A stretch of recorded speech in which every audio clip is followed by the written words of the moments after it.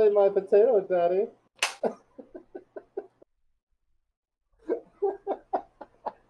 Hello and welcome to my new series, Meeting the Fandom.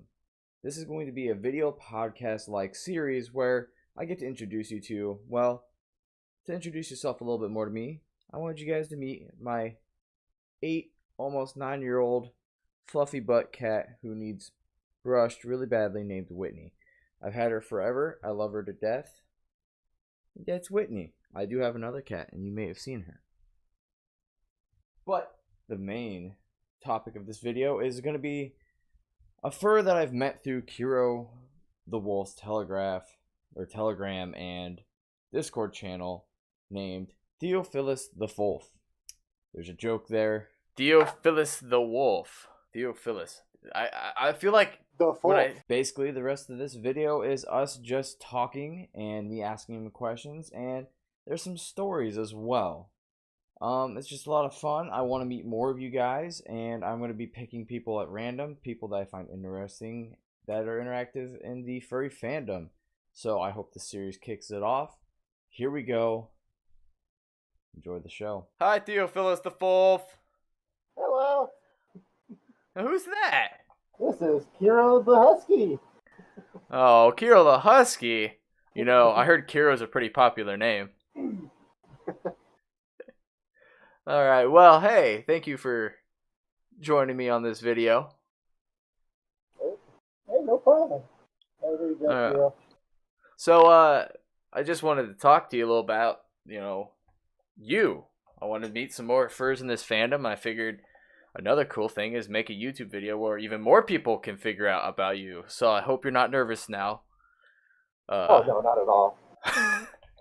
Alright, so why Theophilus?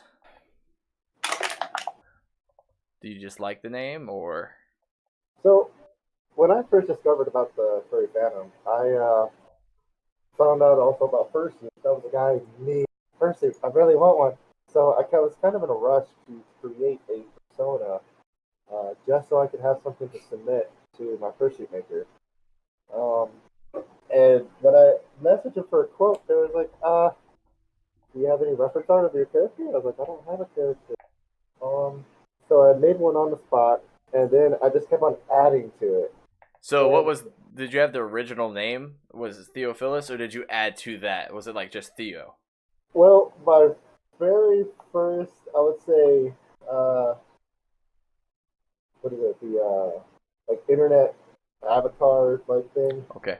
Was, like Gaia, or Chip, from Sonic Unleashed. So I did submit an idea. Went on Google Images for persona outline, or like a blank ref sheet, and I just started filling it with colors.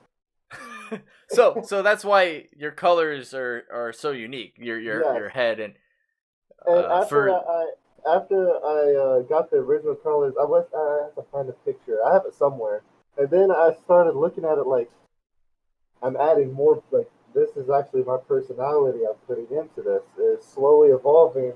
Let me add a little more detail here, a little here. I'm starting to like the way how this is turning out, and I slowed down and it started to really evolve my character, like it was becoming a part of me. And I was like, I could definitely bring you to life.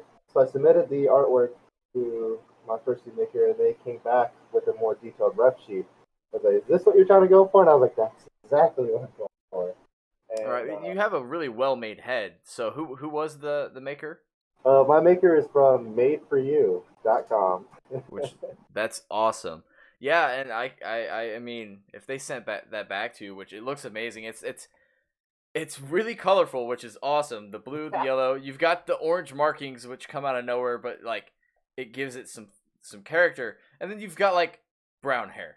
It's like yes, this is awesome. It's like the perfect, like what is out of place. I don't think it's the yellow, the blue, and the orange. I think it's the hair. And it really makes, but then that makes the whole piece too, right? Yeah. It's all. I mean, in the Furry Fandom, we're just a big collection of artists. It's the person who creates their own persona, they are the artist. They could have railroad tracks on there for hair if they wanted to. It's so cool, the creativity, of course, of our furry fandom, and it's amazing that you were able to whip something together, throw it out to a fursuit maker, and they're like, "Hey, look at this." Yeah. That's pretty awesome. So what I have is a full partial. I don't have a full suit. Oh, okay. Yes. So the reason why I didn't want to get a full suit I didn't really know what I was getting myself into, and I didn't want to invest in so much money into something I don't know much about. And okay. Because I do hear a lot of references to heat. It gets hot, and even just a load from wearing the head, it's not too hot at the moment, but it is getting a little toasty. Getting a little toasty. But I went and decided to get a partial for one, it was cheaper, and I was thinking, well, I get to wear all the limbs and everything, have my t-shirt on, air out, cooler that way. Yeah. When I got the fursuit, I was like blown away. I was like, oh my gosh, I created you. Right, because it's something you've made, something that you've poured yourself into, is a part of you. Some more so than others, because some people make many personas, and there's some people like myself, and I think kind of like you, where a lot of our personalities are mixed in with our persona. Yeah. Did you make a video? I did not make an unboxing video. I wish I did, but the people I worked with knew that I was a furry, and it's the people how we received the mail it was a whole different process than in the civilian world, especially being overseas. I was in Korea at the time when I got my fursuit, and when I got my first, everyone at work knew what it was. Open it, I want to see it, and I was like, no, I wanted to do an unboxing video. But they talked me into it, and I was like, okay, fine. Where's the scissors? Man, I would have just straight up like karate chopped that. They definitely make sure your package gets to where it goes safely. Oh, that's awesome. So you serve in the military? Navy? Yes, I'm in the United States Navy. You work with a lot of people and food, I hear. Yes. So thank you for your service. It's amazing. A pleasure. Appreciate it. Keeping our front lines safe and fed. Yeah. I think it's awesome though. Actually, it's cool. When I first joined the military, I was actually an information technician. I was a computer guy. Oh, okay. Yeah, so that's the only reason why I was in Korea. I was doing some squirrely stuff. Most basically just fixing computers. Someone is like, I can't log in. I just help them with their account. Basically, I was just a help desk technician. You're the guy that wrote down the password on a sticky note that said, "I'm not coming back." Yeah. Don't let anybody find that. Yeah, but my job changed to CS. Okay. Yeah. Was that voluntary? No. It wasn't voluntary. No, it's not voluntary. They're just like, hey, we need you. We don't have this open anymore. You're gonna be. Yeah, it was just like there's just too many. Your job is just overfilled. You have to change your job. And I was like, okay, that's fine. And I really wanted to bring that up just to show, like, I love how diverse our fandom is. Oh my god, I don't think we have a more diverse fandom out there. Yeah, I definitely agree. It is. And it's growing every year. I remember when I first joined the fandom, it was just major cons. I know recently we had 5 cons in one weekend. There was 5 cons last weekend. It was insane. Of course, it shows how fast and big we're growing, and I just love the diversity in it, the acceptance of others, right, and making each other happy. It's just amazing. Right. Yeah, so I feel like I've always been a furry. I just never knew that there was this big society of people that actually were called furries. Okay. Again, like I said, when I first started working, my first job was at Chuck E. Cheese's, so I had a blast. I got paid to play video games. That's awesome. So I did wear the Chuck E. Cheese mascot, and it was fun because you make people happy, and normally I wouldn't do that just as me without a costume or anything. But you could act silly or out of just your normal self and make other people happy and laugh. Now, I didn't know what the furry fandom was until I got to Korea because one of my barracks managers, when I moved to barracks there, came out walking with a tail. I was like, why are you wearing a tail? And she turned around at me like I offended her almost. It was like, I'm a furry. And she told me to. Well, she told me a little bit about it, and told me to Google it afterwards. So I did a little research and found out that I I, I didn't know that this is me. Why am I not a part of this right now? Where do I sign up? Yeah. Which is funny because like I think a lot of people go through different ways of finding the furry fandom. Your way is doing on base out across the seas and countries that are more just not open to that kind of stuff, at least not out in the public. Right. And then you turn around and it's like, oh, hey, there's this whole fandom, which I'm surprised Google didn't scare you away, because some of the things you get when you Google furry can make people just turn around quick. So here's the cool thing. I have ran into some interesting articles. But I didn't stop there because I was like, this can't really be it, because when I started running into YouTube videos from Uncle Kage at Afrocom, he really explained like how to deal with the media and what the media has done to the furry fandom, and I was like, wow, this is very interesting. So I'm going to do some more research using good resources like Fur Infinity. Also another social site, not much people know about, but furryforlife.org. And I've just been looking into this, and I was like, this is me. These people just love to hang out, have fun. I mean, they're basically artists, they're art performers in their own niche that they created.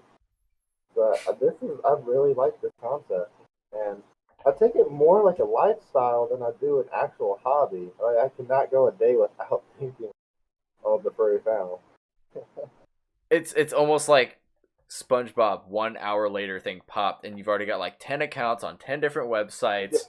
You've got all these new social medias, and it's kind of like it's so infectious once you figure out something that you've been for so long, and there's people like so ready for you to join. Like being the most accepting fandom, again, I think it's just a blessing. It's cool that we have furs like you and everybody around. Like, you serve military, there's firemen, there's, I guarantee there's some CEOs out there that just won't admit it. You know, I thought one of them did, but then I saw some article a little while ago. Some CEO ended up resigning afterward after saying he was a furry. It was wow. Well, I mean, okay, I don't think that might just be backward thinking and those kind of politics. I don't know. Yeah. So, what does the furry fandom mean to you? Not only mean to you, but like maybe to your like day-to-day life. So, what the furry fandom means to me is it's like a way of connecting with one another, through social media, and I feel like the furry fandom couldn't be as big as it is without social media. But being part of the furry fandom to me is like it's like a new way of expressing oneself, making other people happy, and making myself happy. It's just a really big thing for me. I really do enjoy it. Yeah, it's something that I came across in my own thought, and I think a lot of honestly all of us furries is like you're introducing yourself to a group of people, but we all have one thing in common already, and we all know we all know we're weird from the get go. Yeah, definitely. And by having this one weird thing in common, it's immediately like, yo, I don't care who you are, if we like you, you're family. Take two. I don't even know where we were. It's almost instantaneous, and all you have to do is literally make an account and say hello, and you've got friends. It's so cool how much love and care, like caring people, are in this fandom, despite what furry Twitter acts like it is. You have to just kind of give furry Twitter like a chip on the shoulder, like, yeah. I actually saw that you made a video. Actually, you told me you made a video. I didn't watch it because I'm a terrible, terrible friend. Moz or Paws? Oh. As you know, if maybe you don't know, at Denver, the good Majira Strawberry faced off against Mark Sparks. Mark Sparks was going for the Paws. Sadly, was defeated by Majira Strawberry's Moz by quite a bit of money. They were raising charity money. But in this debate, what is better, Moz or Paws? Oh, boy. Can I say both?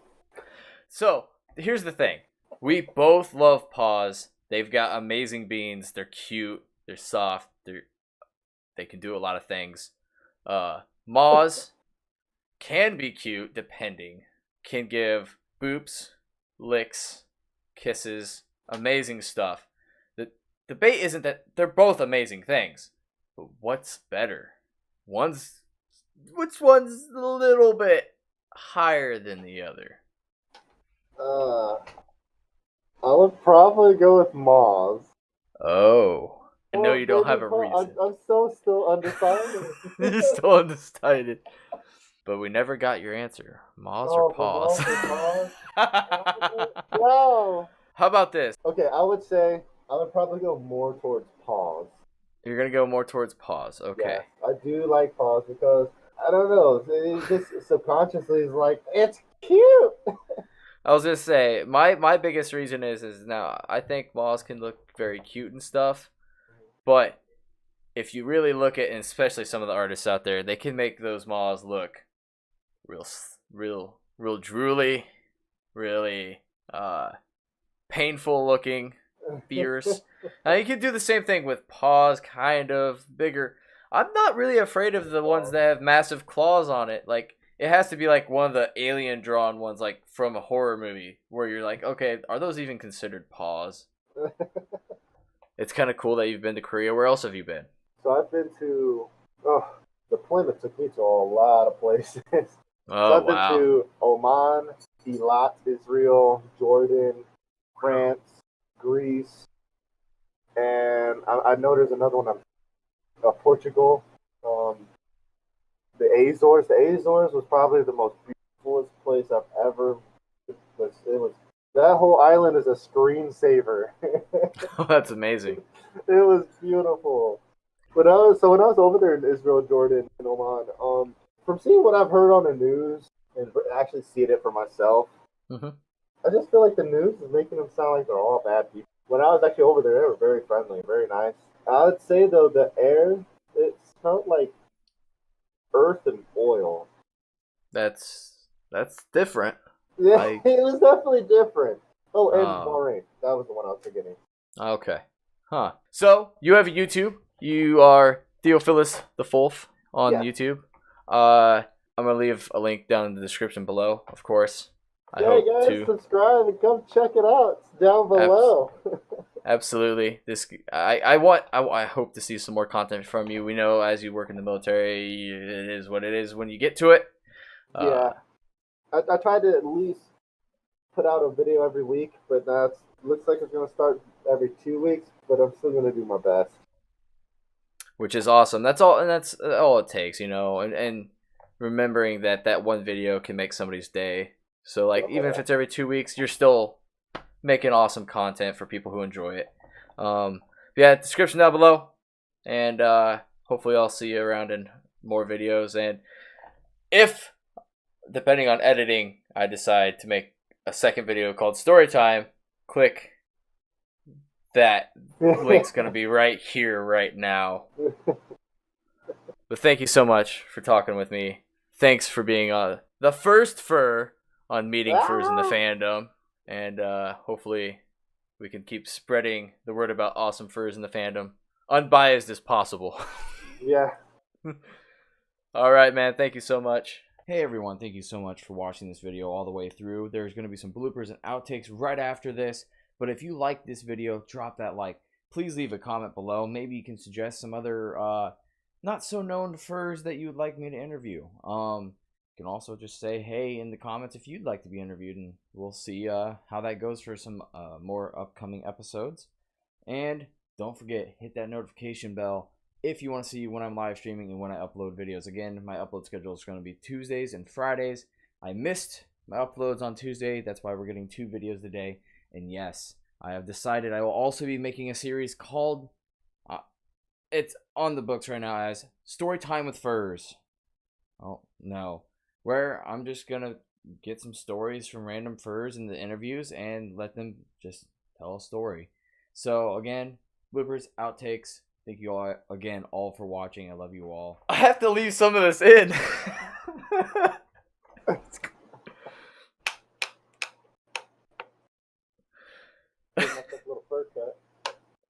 Yeah. Decided you want to shave a little bit. Theophilus the Wolf. Here's Theophilus the Wolf. I'll cut to The Folf. The fuck? Yeah, he's a husky. Oh, this is a female right here. This is Oh, that's Luna. yeah. Oh, Theophilus. I feel like the when I Folf. turn around, I don't care. Oh, yes. Dick pic. This is scary. Yeah. Did you just throw us the camera away?